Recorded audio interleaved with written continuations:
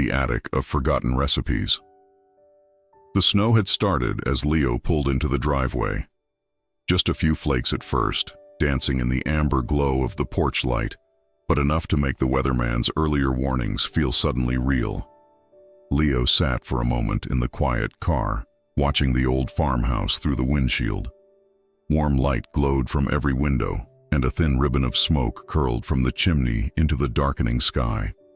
It looked like something from a memory, or perhaps a painting, the kind of scene that makes your chest ache with a feeling you can't quite name. Grandmother was already at the door before Leo had gathered the overnight bag from the back seat. She stood framed in the doorway, her cardigan wrapped close against the cold, her face lit with that particular smile she saved for arrivals and homecomings, the kind of smile that made you feel like the most important person in the world. "You made it before the worst of it," she said, pulling Leo into an embrace that smelled of lavender and vanilla and something indefinably comforting.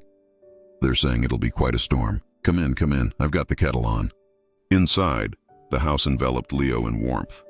The wood stove in the living room crackled contentedly, its door open just enough to let the firelight flicker across the worn floorboards. Grandmother had clearly been preparing. There were extra blankets folded on the couch, candles arranged on the mantel, and the kitchen table held a basket of apples and a loaf of fresh bread. "I baked this morning," Grandmother said, following Leo's gaze. "Figured we might be stuck here for a day or two depending on how bad it gets. But we've got plenty. We always did know how to weather a storm in this house." They settled at the kitchen table with tea, and Leo watched the snow through the window.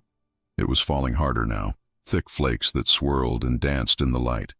The wind had picked up too, whistling around the corners of the old house in a way that should have felt ominous, but somehow only made the interior feel cozier. "Your great-grandmother used to love storms like this," Grandmother said quietly, wrapping both hands around her mug. "She'd say they were perfect for baking. The house would get so warm and smell so wonderful. She had this way of making even a blizzard feel like a gift." They talked for a while about small things: Leo's work, Grandmother's garden plans for spring, the neighbor's new grandchild. The conversation flowed easily, punctuated by comfortable silences and the steady tick of the old clock on the mantel. Outside, the wind grew louder and the snow piled higher on the windowsill. It happened just as Grandmother was refilling the kettle. One moment the kitchen was bright with electric light, and the next they were plunged into darkness so complete it felt solid. Leo heard Grandmother's soft "ah" of recognition rather than surprise. "Transformer must have gone," she said calmly. "Happens in storms like this. The lines ice up, or a tree branch falls. No matter. We've got candles and the wood stove. We'll be just fine." And they were. Grandmother moved through the dark house with the confidence of someone who had lived in it for 50 years, her hands finding matches and candles by memory alone. Soon, soft pools of golden light bloomed throughout the rooms, on the mantel, the kitchen counter, the small table in the hallway. The wood stove's glow became the heart of the house, and they pulled chairs close to it, settling into the quiet rhythm of an unexpected evening without electricity. "Rather nice, isn't it?" Grandmother said after a while. "Makes you slow down. Makes you pay attention to the moment you're in." Leo had to agree. There was something about the candlelight, the way it softened everything, that felt different from ordinary evenings. More real, somehow. More present. The hours passed gently. They played cards by candlelight, Grandmother winning most of the hands with a combination of skill and what Leo suspected was strategic card hiding. They made simple sandwiches for dinner, and Grandmother heated soup on the wood stove in a pot that had probably served the same purpose 100 times before. The storm raged outside, but inside the house felt like a warm bubble suspended in time. It was later, when they had settled into a comfortable quiet, that Grandmother suggested the attic. "I've been meaning to go through some things up there," she said, her eyes bright in the candlelight. "Old photographs, some of your great-grandmother's things. Might be nice to look at them together, and who knows what we might find." The attic stairs were narrow and steep, creaking under their feet in a way that somehow added to the adventure. Grandmother went first, holding a candle high, and Leo followed with another, their twin flames casting dancing shadows on the walls. The attic was exactly what an attic should be, low-ceilinged and dusty, filled with the accumulated treasures and forgotten objects of generations. Old trunks sat beneath the eaves. Boxes were stacked with faded labels in handwriting that was itself history. A dressmaker's dummy stood in one corner like a silent sentinel, and near the small round window, an old rocking chair faced out toward the storm. "I haven't been up here in months," Grandmother admitted, setting her candle on a trunk. "Maybe longer. Time gets away from you. But I'm glad we came. There's something magical about an attic at night, don't you think? Especially in a storm." They began to explore, Grandmother narrating the history of various items. A hat box that had belonged to her mother, a collection of postcards from the 1940s, a set of tiny teacups that had been part of someone's childhood tea set. Each object was a small portal to the past, and Grandmother seemed delighted to rediscover them all. It was Leo who found the recipe book. It was tucked in a wooden box alongside some old kitchen implements, a rolling pin, a flour sifter, measuring spoons that looked almost medieval in their simplicity. But the book itself drew Leo's attention immediately.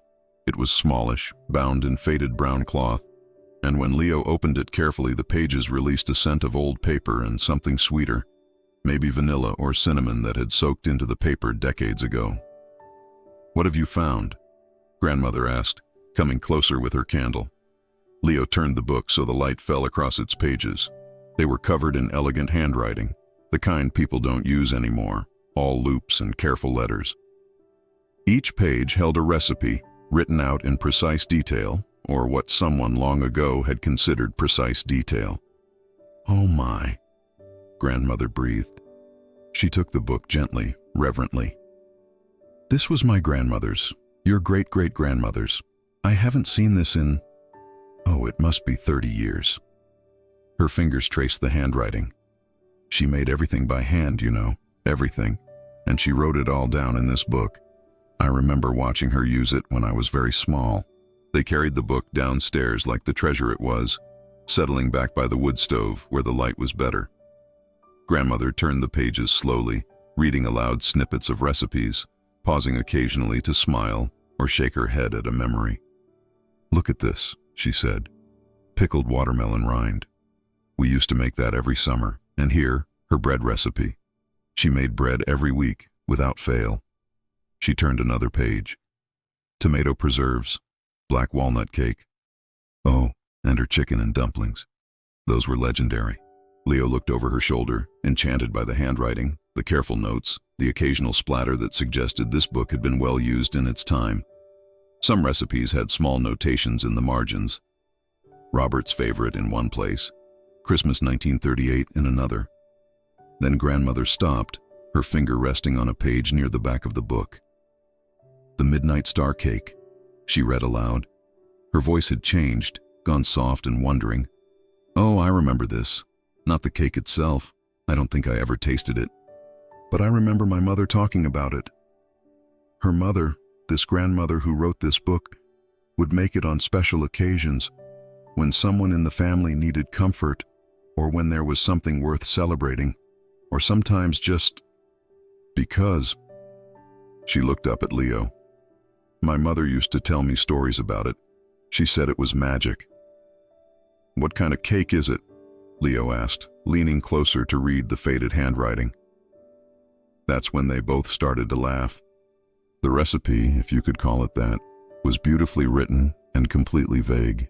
It began promisingly enough: flour, sugar, eggs, butter. But then the measurements became interpretive. "Flour enough to make a proper batter," Leo read aloud. "How much is enough?" "Add sugar to your heart's content," Grandmother read, her voice shaking with mirth. "Well, that could be anything from a pinch to a pound, depending on whose heart we're consulting." "How will we know when it's done?" Grandmother grinned. "When it feels right, of course." The absurdity of it all, the vague recipe, the improvised baking method, the can beat the eggs until they're happy. Leo continued. "How do you know when an egg is happy?" "And look here," Grandmother said, pointing. "A whisper of cinnamon, not a teaspoon or a tablespoon. A whisper." She was fully laughing now. "And then it says to bake it until it feels right." "Until it feels right?" That's what it says, until it feels right. Grandmother wiped her eyes. Oh, this is exactly how she cooked. My mother used to complain about it. She'd ask for recipes and get these suggestions, these feelings. Gran would say things like, "You'll know when it's done," or "Add enough salt that it tastes how you remember summer." It drove my mother absolutely mad when she was first learning to cook. They sat there for a moment, the book open between them, both grinning at the impossible, impractical, somehow perfect vagueness of it all. "Did your mother ever make this cake?" Leo asked finally. Grandmother's smile shifted, became something softer. "She tried once or twice. I remember one time in particular. I must have been about 10. She pulled out this book, this very book, and declared she was going to make the midnight star cake just the way her mother had. She wanted to surprise Gran for her birthday." "Did it work?" "Well," Grandmother said, drawing out the word, "the cake she produced was, let's say, unique. It was lopsided because our oven ran hot on one side, and I think she added too much of something. Maybe the happy eggs weren't quite happy enough. But Gran cried when she saw it. Happy tears. She said it was perfect. Even though it was lopsided. Maybe because it was lopsided. Gran said that my mother had captured the spirit of the thing, even if she hadn't matched the recipe exactly. She said the cake wasn't about perfection. It was about the love and the trying and the moment when you pull it out of the oven and share it with people who matter." They were quiet for a moment, the weight of the story settling around them like the snow settling outside. "We should make it," Leo said suddenly. Grandmother looked up, surprised. "Now?" "Why not? We're snowed in. We've got the wood stove for heat. We've got the ingredients, probably. When else are we going to have this perfect opportunity?" A slow smile spread across Grandmother's face. "You know what? You're absolutely right. Though I should warn you, I've never made this cake either. And those instructions are about as clear as mud. That's what makes it an adventure," Leo said. "Besides, you must remember something about how your great-grandmother cooked." "Oh, I remember lots of things," Grandmother said, her eyes twinkling. "Though I'm not entirely sure how much of it is real memory, and how much is stories I've heard and retold so many times they've become memory. But yes, let's try. Let's make the midnight star cake. Even if it turns out terrible, it'll be a good story." They moved into the kitchen with renewed purpose. Grandmother pulled down her flour tin and sugar canister while Leo retrieved eggs from the refrigerator, still cold, thankfully, even without power. Butter, milk, and what Grandmother thought might be the right spices joined the collection on the counter. "Now," Grandmother said, studying the recipe by candlelight, "let's see. We need flour enough to make a proper batter. I think that means we start with the eggs and add flour until it looks right." "How many eggs does a happy egg equal?" Leo asked, holding up one. "I think we'll just use 4 and hope they're having a good day," Grandmother decided. She found a large bowl, one of the old ceramic ones with a crack running down one side but still perfectly functional. "These bowls were here when I moved into this house. Maybe they knew your great-great-grandmother too." The kitchen took on a different quality as they worked. The candlelight made everything softer, more intimate. Long shadows stretched across the walls, and the warm glow from the wood stove in the next room reached just far enough to add its own golden light. Outside, the snow continued to fall and the wind whistled and moaned, but inside there was only the quiet sounds of their work, the crack of eggs, the soft thump of flour being scooped, Grandmother's occasional hum of thought. "So the recipe says to beat the eggs until they're happy," Leo said, whisking vigorously. "How's this?" Grandmother peered into the bowl. "They look content, I'd say. Maybe give them a few more whisks to get them to happy." As they worked, Grandmother's stories began to flow more freely, sparked by the smell of the ingredients, the feel of the wooden spoon in her hand, the very act of standing in this kitchen, doing what generations of women in her family had done before her. "Gran used to say that you could tell everything about a person by how they cooked," Grandmother said, adding what she hoped was the right amount of flour. She said confident people used a light hand with flour, and nervous people always added too much. She said people who loved deeply made the sweetest desserts, and people who were practical made the best soups.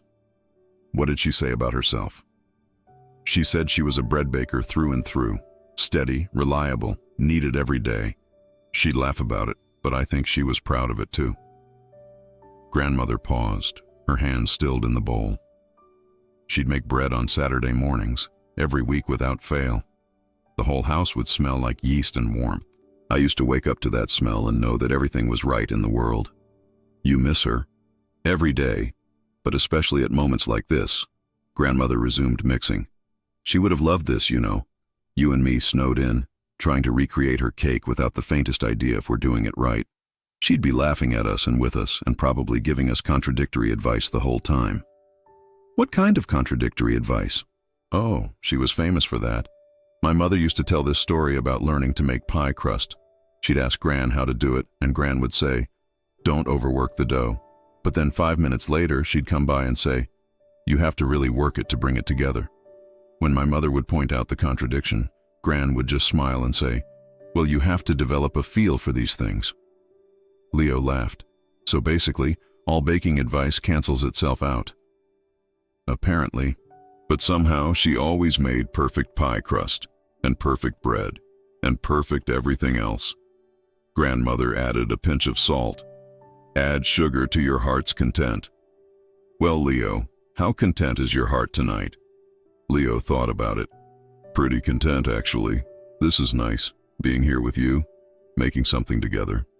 Then we'll make it sweet, Grandmother decided, adding several generous spoonfuls of sugar, because tonight deserves to be sweet. They moved through the recipe slowly, stopping frequently to debate what a particular instruction might mean or to share another story. The wood stove in the living room needed tending, so they took turns adding wood and adjusting the damper, keeping the fire strong and steady. It was this stove, Grandmother decided, where they'd bake the cake, using the flat warming shelf as their oven.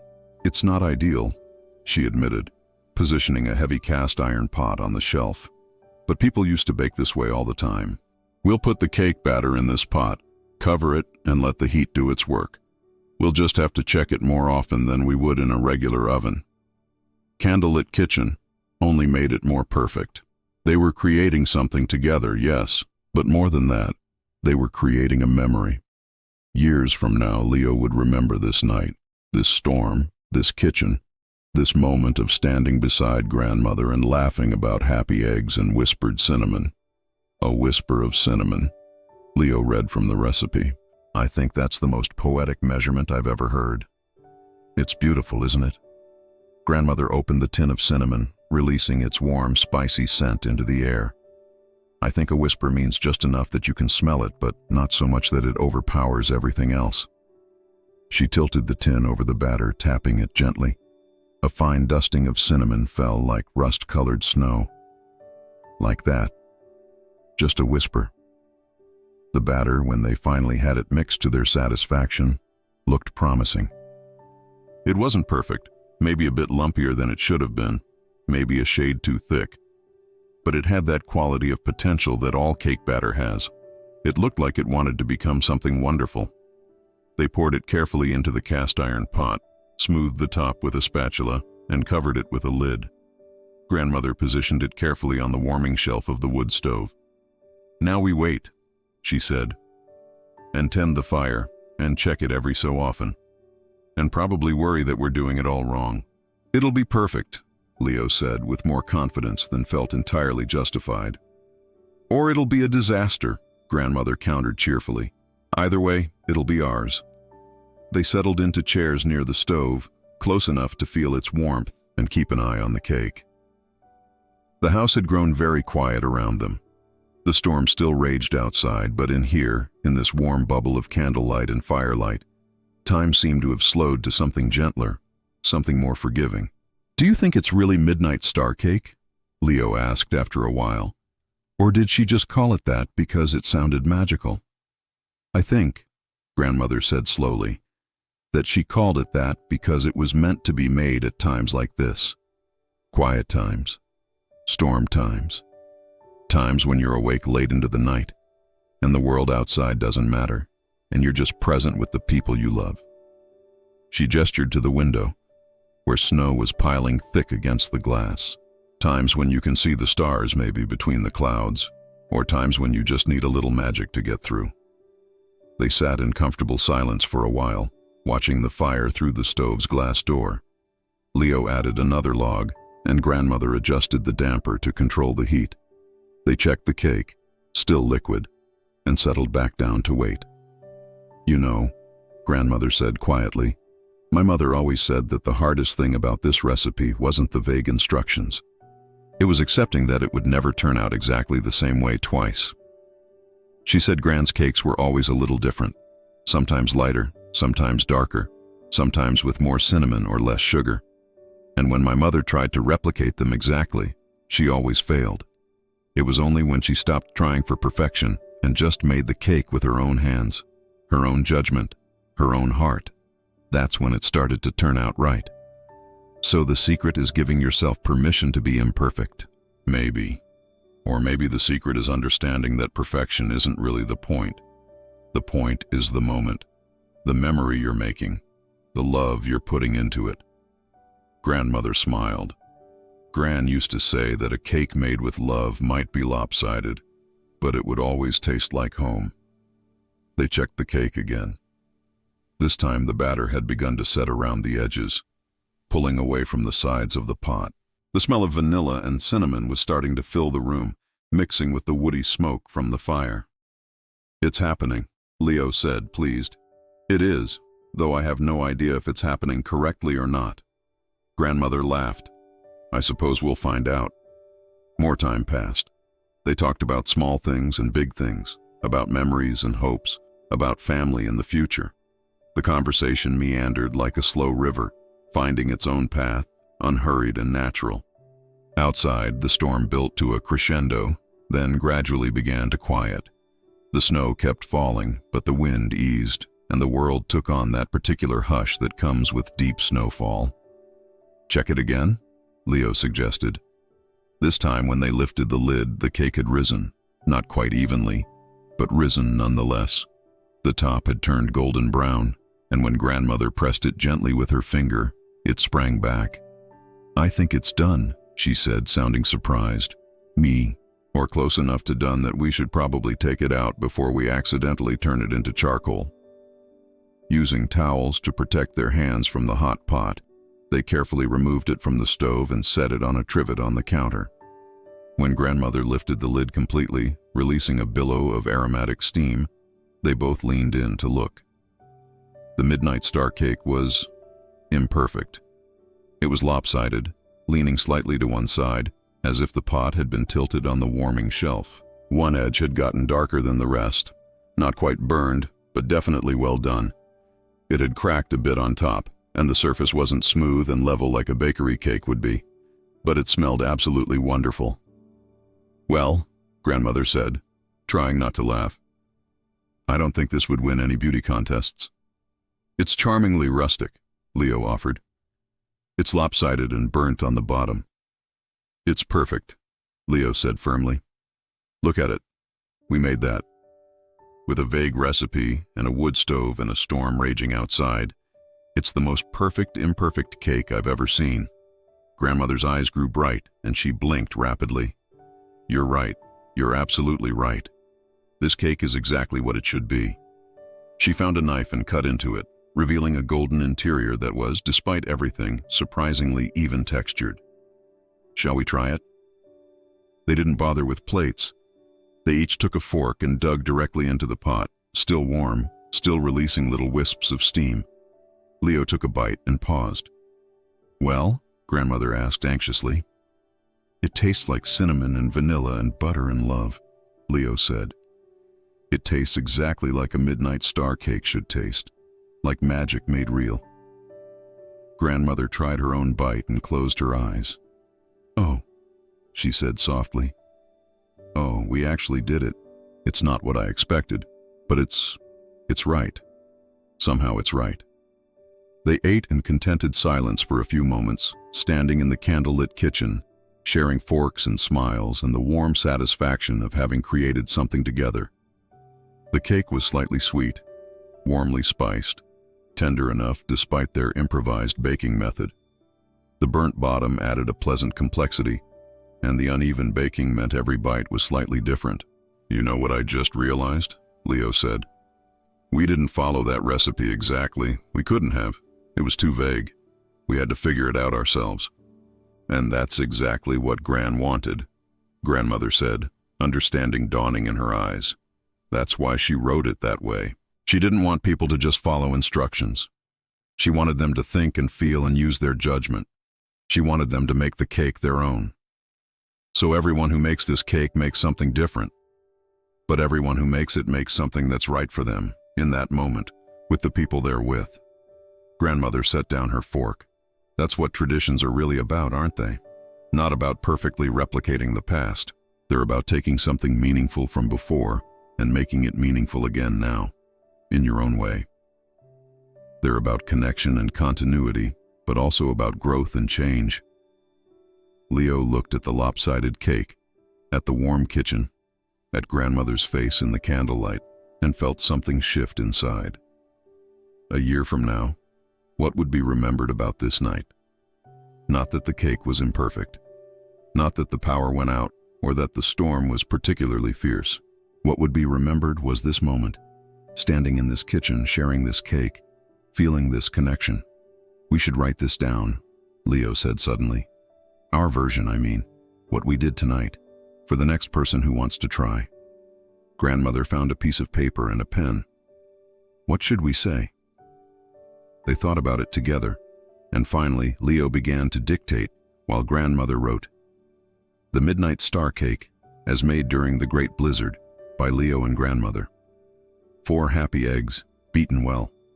Flour until the batter looks right. We used about 3 cups, but trust your instincts.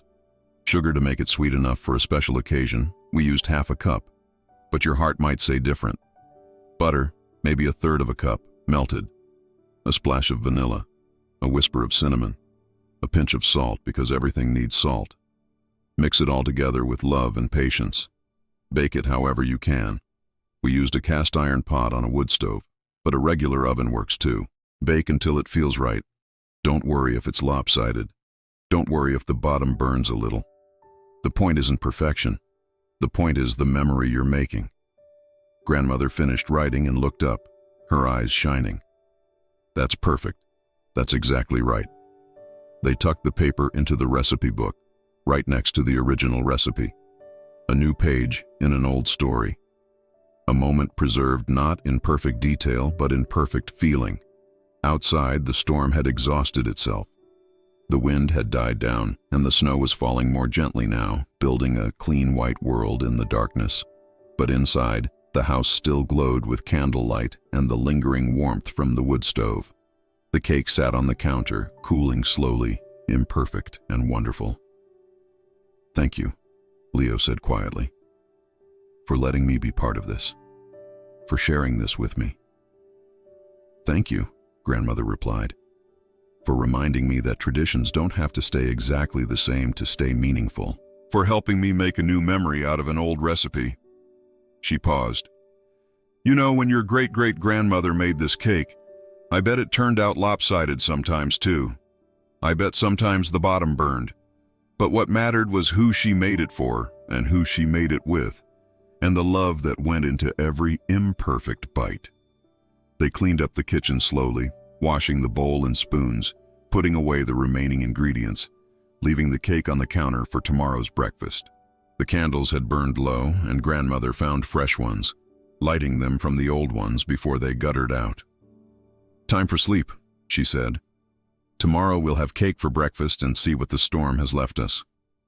But tonight was magic. Leo carried a candle upstairs, and Grandmother followed with another. They paused at the landing, where the round window looked out over the snow-covered yard. The world was silver and white and utterly silent, beautiful in its blanket of cold. Do you think the power will come back on tomorrow? Leo asked. Probably. They're usually pretty quick about these things. Grandmother smiled. But I'm not in a hurry. This has been nice, this quiet, this simplicity, this presence. They said goodnight with warm hugs, and Leo went to bed in the small guest room where Grandmother had already laid out extra blankets.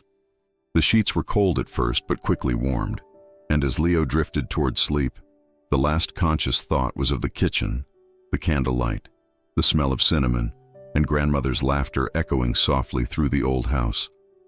Downstairs, in the dark kitchen, the midnight star cake cooled on the counter. Lopsided and imperfect, made with guesswork and hope, it sat like a small monument to connection and continuity. Tomorrow they would eat it for breakfast, and it would taste even better than it had tonight, the way things often do when you've slept on them, when the memory has had time to settle into your bones. But tonight, it was enough just to know it was there. A cake made during a storm, a tradition reborn in candlelight, a perfect imperfect moment shared between two people who loved each other and who understood now that the best memories are rarely about everything going exactly right. The best memories are about the trying, the laughing, the being present together in whatever moment life gives you. They're about taking something old and making it new again. They're about honoring the past while creating a future worth remembering. Outside, the last snowflakes fell. Inside, the embers in the wood stove glowed softly red. And in the space between, in that warm and quiet house, a new chapter had been written in an old family story.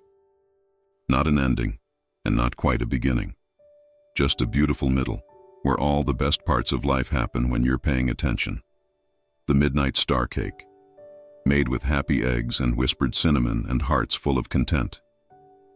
Imperfect in execution, but perfect in every way that mattered.